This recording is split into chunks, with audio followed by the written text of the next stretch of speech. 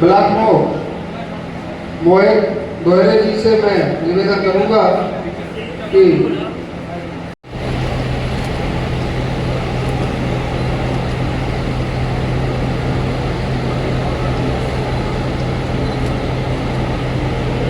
आप सब लोगों को बता, भारतीय जनता पार्टी आज जिस स्थान हमारा देश और पूरे अंतर्राष्ट्रीय में विराजमान है, विश्व में, उनमें इन दोनों महापुरुषों का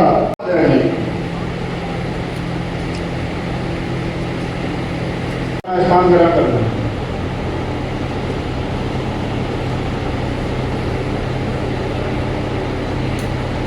मैं हमारे संरक्षक पूर्व केंद्रीय मंत्री भानु प्रताप वर्मा से स्वागत है। ये हमारी पार्टी तालियों में कोई कमी ना रहे।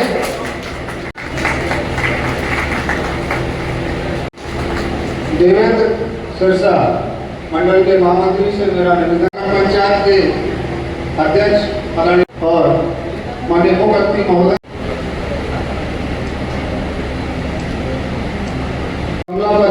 कुशवाहा जी का माल्यार्पण हमारे बीच में गंगरा मंडल के अध्यक्ष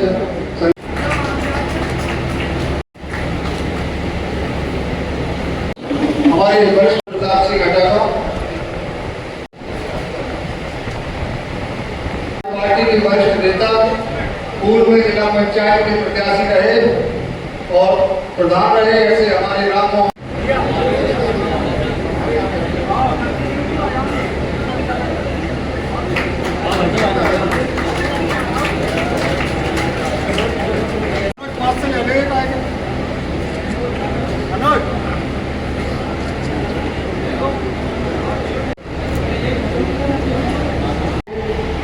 कानपुर जोन के आईजी थे, तो आज उन्होंने बीएनएस लेकर जनता पार्टी में शामिल होकर देश की सेवा करने का काम कर रहे हैं। हम लोगों को दुख दर्द बांटने का काम कर रहे हैं और सदर से कन्नौज करता हूँ। अब मैं आगे की जनता जनार्दन की ओर से, सभी भारतीय जनता पार्टी कार्यकर्ताओं की ओर से और अपनी ओर से हृदय की गहराइयों से स्वागत अभिनंदन वंदन करते हैं। आप सभी के मेहनत और परिश्रम पराक्रम के बल पर हम सभी लोग देश में सुरक्षित हैं। भारत माता की, भारत माता की। इन्होंने 99 के युद्ध में हिस्सा भी लिया, ऐसे हमारे नरेंद्र प्रताप जी, आप सबका हम लोगों को मार्गदर्शन मिला है, ये हम लोगों के लिए बड़ी बात है। सुविधा पुष्कर नाथ जी है,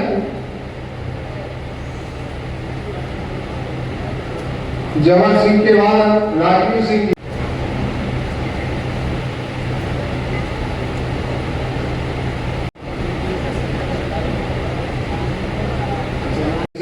से चलकर यहाँ आए।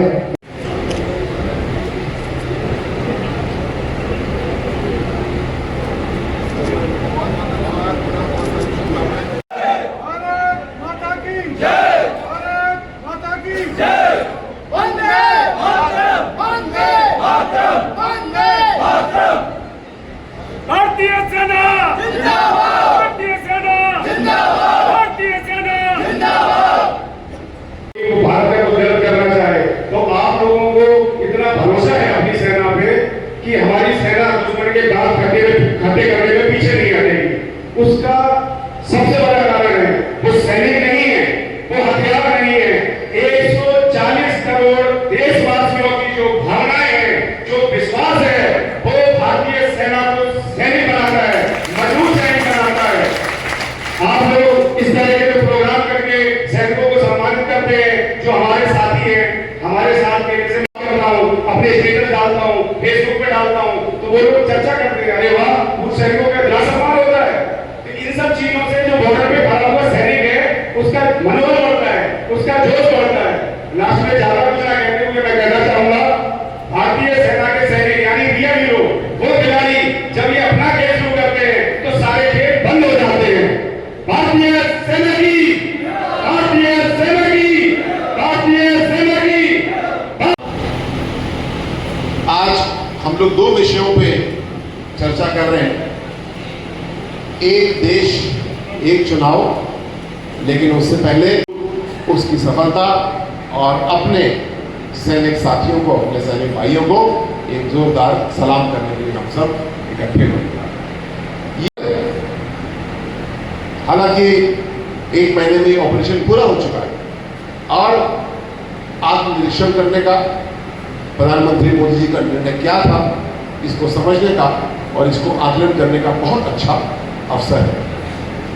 जो पहलगाम की घटना हुई, हमारे 26 साथी शहीद हुए उस घटना में, यानी 26 हमारी बहनों के सिंदूर को उजाड़ा गया, धर्म पूछ करके मारा गया और यह भी कहा गया कि जाके मोदी को बता देना। आतंकवादी घटना, धर्म के आधार पर चुन के मारना और साथ साथ एक चुनौती भी देना। हमारी जमीन पे हमको ऐसी चुनौती दोगे, मोदी जी ने साफ दिखा दिया कि तुम्हारी चुनौती स्वीकार है, तुम गोली मारोगे, हम गोला नहीं, हम मिसाइल मारेंगे, हम ब्रह्मोस मारेंगे, तुम्हारा नामो निशान मिटा देंगे। ये एक संदेश मोदी जी ने दिया। अगर यही संदेश जब मुंबई में 26/11 का हमला हुआ होता, उसके बाद दिया जाता, कंधार में हमारा IC-814, उसके बाद में ऐसे दृढ़ निश्चय दिखाया गया होता, गोली का जवाब गोले से, मिसाइल से दिया गया होता, तो आज हमारे देश की स्थिति बिल्कुल अलग होती। और अलग की भी मोदी जी ने। जब पुलवामा की घटना हुई आज से लगभग 6 साल पहले, तब क्या हुआ, यही बम का जवाब जो था कि वो फाइटर प्लेन्स ने हमारे दिया और जितने आतंकवादी ठिकाने थे POK में सबको नष्ट किया गया। 6 साल तक पाकिस्तान और उसके आतंकवादी गुर्गों को ये सबक याद रहा और फिर उन्होंने पुलवामा की घटना की। और ये घटना कब की, जब कश्मीर में शांति आ चुकी है, विकास का प्रवाह बहुत तेज है।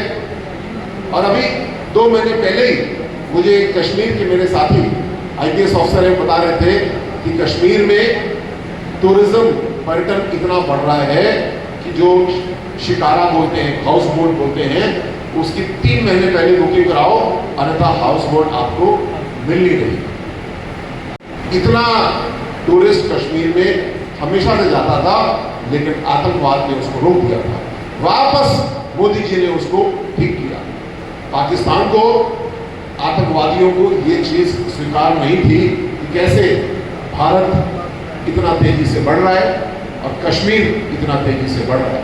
और उन्होंने समय भी चुना, जब टूरिस्ट का सीजन अभी शुरू हुआ है, शुरुआत में उन्होंने घटना की जिससे कि टूरिस्ट का सीजन वहां का पूरा प्रभावित हो जाए, लोग डर जाए। ये सोच समझ के उन्होंने किया। लेकिन जो चुनौती उन्होंने दी, 13वीं पूरी होने से पहले ऑपरेशन सिंदूर के तहत केवल 26 मिनट में 9 ऐसे ठिकानों पर मिसाइल हमले किए गए, ड्रोन हमले किए गए और 100 से ज्यादा आतंकवादियों को नष्ट किया गया, उनका वध किया गया, उनको सजा दी गई। ऐसा निर्णय केवल मोदी जी ले सकते हैं और वो इसलिए ले सकते हैं क्योंकि उन्होंने इस पर बहुत काम किया। उन्होंने एक सूचना तंत्र विकसित किया। मैं पुलिस में ही नहीं रहा हूं, मैं एंटी टेररिस्ट स्क्वाड ATS का 3.5 साल चीफ रहा हूं। मोदी जी ने अपने प्रदेश में, योगी जी ने ऐसी संस्थाओं को मजबूत किया है, संसाधन दिए, ताकत दी है। तभी तो आज देखिए 26 मिनट में 100 आतंकवादी मारे गए। कैसे? हमारे सेना के वरिष्ठ साथी मौजूद है। इंटेलिजेंस बहुत महत्वपूर्ण चीज होती है। हमला तो कर देंगे, गोली भी है, मिसाइल भी है, जहाज भी है, लेकिन बम मारना कहाँ है, ये हमारी इंटेलिजेंस एजेंसी हमको बताती है। और इस बार का जो युद्ध केवल 5 दिन का युद्ध रहा, लेकिन 5 दिन में भारत की सेनाओं ने, भारत की एजेंसीज ने मोदी जी के नेतृत्व में ये सिद्ध कर दिया कि तुम अगर दोबारा गोली चलाओगे तो तुम्हारे खोपड़ी फोड़ देंगे आकर के, हम तुम्हारे घर में आकर के मिसाइल मारेंगे, तुम हमारे 26 लोगों को शहीद करोगे, हम तुम्हारे 200 लोगों को शहीद कर देंगे। दोबारा ऐसी हरकत हमारे साथ मत करना। 1947 में उन्होंने बांटने वाली राजनीति को चुना, हम लोगों ने जोड़ने वाली राजनीति को चुना। बांटना चाहे धर्म के आधार पे हो, चाहे किसी भी आधार पे हो, बांटना अच्छी बात नहीं है। आपने बांट के देख लिया, पहले तो पाकिस्तान के 2 टुकड़े हुए, बांग्लादेश और पाकिस्तान। अब बलोचिस्तान एक और टुकड़ा बनने को तैयार खड़ा हुआ है। आपस में रोज गोलीबारी करते हैं, फ्रंटियर प्रोविंस वहाँ पे अलग स्थिति है। कुल मिलाकर के हमारे लिए भी बहुत बड़ा सबक है, जो बांटने वाली राजनीति करेगा उसका हालत पाकिस्तान जैसा होगा। मुझे बड़ी खुशी हुई, अभी हाथ मिलाते हुए कुछ बहुत करारे हाथ मिलाने को मिल रहे थे। ये हमारे सैनिक भाई हो सकते हैं जिनके हाथ इतने बलिष्ठ हैं कि करारा हैंडशेक हाथ मिलाते हैं। लेकिन ये युद्ध एक अलग किस्म का रहा। पिछला युद्ध 1999 का था, कारगिल का, जिसमें हमारे बहुत से साथी थे। ये युद्ध ज़्यादातर टेक्नोलॉजी का युद्ध रहा, लेकिन हमारे ड्रोन, हमारे मिसाइल इस प्रकार हमने प्रयोग किए, इतने प्रभावी हैं कि अगर इस खिड़की से बम जाए या उस खिड़की से बम जाना चाहिए बिल्डिंग के अंदर, हमारे सैनिक, हमारे वैज्ञानिक यहाँ तक तय कर लेते हैं कि इस खिड़की से हमारी मिसाइल प्रवेश करेगी। जय हिंद करना चाहता हूँ, धन्यवाद देना चाहता हूँ अपने वैज्ञानिकों को भी, जिन्होंने ऐसे हथियार तैयार करके हमको दिए। ये तो हम कैसे प्रयोग करेंगे। मैं धन्यवाद देना चाहता हूँ अपने वैज्ञानिकों को, जिन्होंने मिसाइल डिफेंस सिस्टम भी बनाया। आकाश नाम से एक सिस्टम बनाया है, जिसमें कि दुश्मन के ड्रोन या जो भी मिसाइल आर्टिलरी आती है उसको हमारा सिस्टम रोक देता है प्रत्युत्तर देकर। बहुत ही हाई टेक्नोलॉजी का क्षेत्र है, लेकिन हमने कर दिखाया और आज भारत इस स्थिति में है। लेकिन संगठन के रूप में हमारा काम केवल चुनाव लड़ना जीतना नहीं है। हमारा काम चुनाव के बाद में परफॉर्म करना है, परिणाम देना है, और उसके लिए बहुत ज़रूरी है जो नीतिगत विषय हैं उसको हम सब अच्छे समझें। अगर हम अपने घर में बैठे, दोस्तों के बीच में बैठे हैं और चर्चा हुई कि एक देश, एक चुनाव होना चाहिए कि नहीं होना चाहिए, तो हमारे पास सही तर्क होने चाहिए। सही मतलब क्यों किया, प्रदेश की सरकारों को बर्खास्त किया, जिसकी वजह से उनका भी सिस्टम टूट गया। जो एक तारतम्य था, एक साथ था, ये इंदिरा गांधी जी ने इसको बर्बाद कर दिया। अब सबकी आम राय बनी थी जब ये शुरू हुआ। आज ऑपोजिशन विरोध कर रहा है, लेकिन शुरुआत में सबकी आम राय पे काम शुरू हुआ। ये निर्णय हुआ, प्रस्ताव हुआ कि अगर एक साल फिर से पहले 20 साल की तरह चुनाव हो तो क्या फायदा होगा, और होगा तो कैसे किया जाएगा। सबसे बड़ा फायदा ये होगा, आप अपने यूपी को देखिए तो नहीं कि ये अधिकारी ऑब्जर्वर ड्यूटी पे गया है, कोई दोष नहीं कि टेंडर नहीं हो पा रहा क्योंकि आचार संहिता लगा है। 4.5 साल काम करो, इसके बाद में हमारा काम अच्छा लगा, बुरा लगा, हम फिर चुनाव में आपके पास आ गए। यहाँ पुनः हमको जो 20 साल चला, हम उसी बात को वापस लाने के लिए बोल रहे हैं। जो कांग्रेस ने व्यवस्था बिगाड़ी, उसको हम लोग ठीक लाने की बात कर रहे हैं। इसके लिए एक आम राय बनाई जा रही है, इसके लिए एक जॉइंट पार्लियामेंट्री कमेटी जेपीसी बनाई गई है, जो कि पूरे देश में घूम घूम के चर्चा कर रही है। मुझे पूरा विश्वास है कि मोदी जी ने जो बीड़ा उठाया, वो जो भी बीड़ा उठाते हैं सोच समझ के उठाते हैं, ये भी उन्होंने सोच समझ के उठाया है, और इसको भी जल्दी हम लोग असलियत बनते हुए, मूर्त रूप बनते हुए देखेंगे। आज के इस कार्यक्रम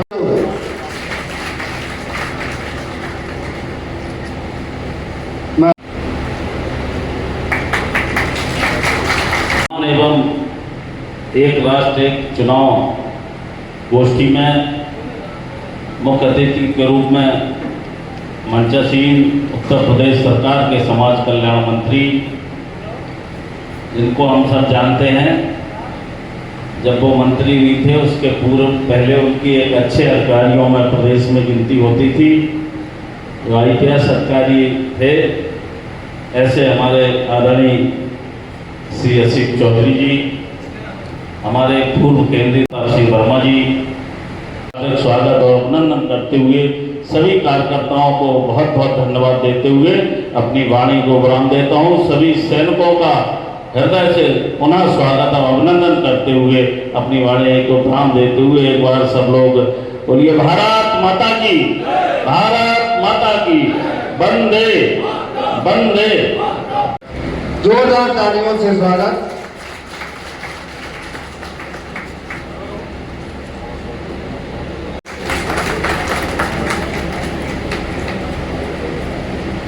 तालियों से स्वागत। भारत माता की। मंच पर उपस्थित आज के मुख्य अतिथि माननीय समाज कल्याण मंत्री श्री असीम अरोड़ जी इस कार्यक्रम की अध्यक्षता कर रहे हैं।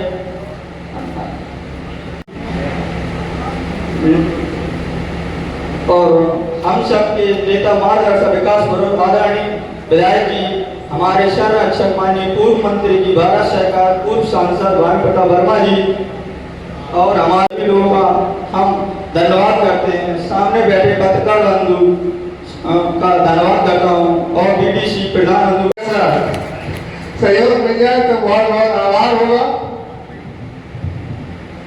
अवश्य इतनी स्वस्थ परंपरा बुंदेलखंड की, उसको ऐसे कैसे छोड़ देंगे? उसका पालन करेंगे हम लोग यार। और मैं इस बारे में निरंतर संपर्क में है। और एक छोटी सी योजना समाज कल्याण विभाग की है जिसमें सामुदायिक केंद्र, उत्सव धाम, जो भी नाम हो बनाते हैं। करीब 400-500 से लोगों का कार्यक्रम अच्छे से हो जाएगा। 80 लाख रुपए का प्रोजेक्ट है। माननीय विधायक जी से अनुरोध है, रंजन भाई साहब से अनुरोध है कि आप एक जगह भाई साहब चुने। 1050 स्क्वायर मीटर चाहिए होती है न्यूनतम। थोड़ा और बड़ा तो और अच्छा है, पार्किंग वार्किंग हो जाती है।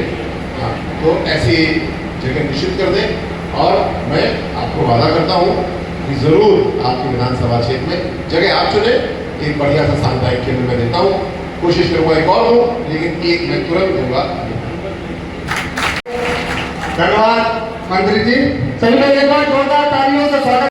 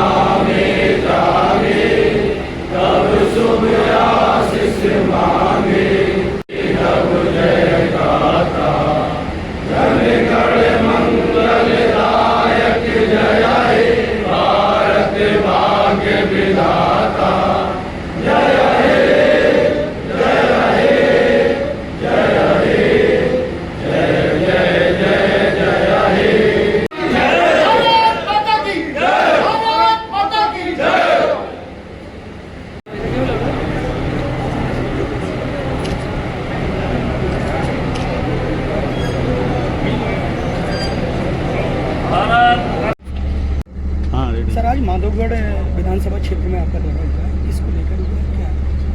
आज माधवगढ़ में हम सब एकत्रित हैं 2 बहुत बड़े कारण से। एक, ऑपरेशन सिंदूर की जो सफलता है उसके लिए हमने अपनी सेना तक संदेश पहुंचाने के लिए जितने हमारे पूर्व सैनिक हमारे आसपास रहते हैं उनको आमंत्रित किया, उनको सम्मानित किया। उनके साथ एक बढ़िया सा ग्रुप फोटो हमने खिंचाया। हम अपनी सेना को, अपनी इंटेलिजेंस एजेंसीज को और सबसे ज़्यादा अपने वैज्ञानिकों को सलाम करते हैं जिन्होंने आज ऐसे हथियार तैयार किए हैं जिससे कि पाकिस्तान की तरफ से कोई भी हमला होता है तो हम उसको हवा में ही निष्क्रिय कर देते हैं। और हमारी मिसाइलें, हमारे ड्रोन ऐसे हैं कि कमरे में किस खिड़की से प्रवेश करना है ये तक तय कर सकते हैं। तो अपने सैनिकों को, इंटेलिजेंस को और अपने वैज्ञानिकों को मैं बधाई देता हूँ, धन्यवाद देता हूँ। दूसरा आज का विषय रहा एक राष्ट्र एक चुनाव के ऊपर चर्चा हुई। इसके ऊपर एक बड़ा जन जागरण इस समय बनाने की कोशिश हो रही है। जितने भी लोग इसका विरोध कर रहे हैं उनको हम लोग समझा रहे हैं, कोई इसमें विरोध करने का तर्क है नहीं। ये देश के लिए अच्छा होगा। पहले 3 चुनाव 4 चुनाव इसी तरीके से रहा और हम लोग चाहते हैं कि वापस हम लोग उसी व्यवस्था पे जाएं जिससे कि समय की बचत भी हो, पैसे की बचत हो, पूरे देश की जो प्रगति है वो तेज हो। सभी का आकलन ये है कि इससे जीडीपी की ग्रोथ भी तेज होगी और हमारे जो विकास कार्य हैं वो भी तेज होंगे। यहाँ की जनता ने मिलन करना आप समझते? हाँ, ये माननीय विधायक जी ने और हमारे साथियों ने एक मांग रखी और मैंने वादा किया है कि विधायक जी चयनित करेंगे गांव कौन सा होगा जल्दी से, और 80 लाख की लागत के साथ एक सामुदायिक केंद्र समाज कल्याण विभाग की तरफ से जल्दी बनाया जाएगा। इसमें करीब 400 से 500 लोग एक साथ आ सकते हैं। कार्यक्रम उसमें आयोजित होंगे। यहाँ विधायक जी जो है काम अच्छा करते दिखाई देते सरकार आगे। विधायक जी निश्चित से बहुत अच्छा कार्य कर रहे हैं। विधायक जी कार्य भी अच्छा कर रहे हैं, सबको जोड़ने का भी काम अच्छा कर रहे हैं। और जैसा मैंने अभी मन से कहा भी कि हमारे पूरे जालौन जिले के लिए, माधोगढ़ विधानसभा के लिए बहुत अच्छा मैंने उदाहरण देखा कैसे युवा, ऊर्जा और अनुभवी सब लोग कार्यक्रम में साथ हैं, सब मिल करके आयोजन कर रहे हैं। तो ऊर्जा की ज़रूरत भी होती है और साथ साथ अनुभव की ज़रूरत भी होती है। वो यहाँ पे दिख रहा है, मोहित भैया की ऊर्जा है और अनु भाई साहब की, आदरणीय विधायक जी विजन भाई साहब की अनुभव है। सबका संगम है, युवाओं का और अनुभवियों का, तभी हम लोग तेज़ी से आगे बढ़ते हैं। 2027 का चुनाव अभी कुछ समय है, अभी विकास कार्यों में हम लोग जुटे हुए हैं और मुझे पूरा विश्वास है कि जो विकास के कार्य हुए हैं, खासकर बुंदेलखंड की बात करें, हमारा जालौन दुर्भाग्य की बात है कि डकैतों के लिए जाना जाता था। आज कोई याद करे किसी बच्चे की पकड़ आखिरी कब हुई थी, किसी को याद नहीं आया, क्योंकि अब होती ही नहीं। हाँ, अब हमारी चुनौती ये है कि हम भ्रष्टाचार को पूरी तरीके से नष्ट करेंगे, किसी को न पैसा देना पड़े, न कोई पैसा ले पाए, कंस्ट्रक्शन जो हो रहा है वो अच्छे से अच्छा हो। और मुझे पूरा विश्वास है कि जिस प्रकार पिछले चुनाव में योगी जी के नेतृत्व में भारतीय जनता पार्टी को, एनडीए को समर्थन मिला था, 2027 में भी ऐसा ही होगा।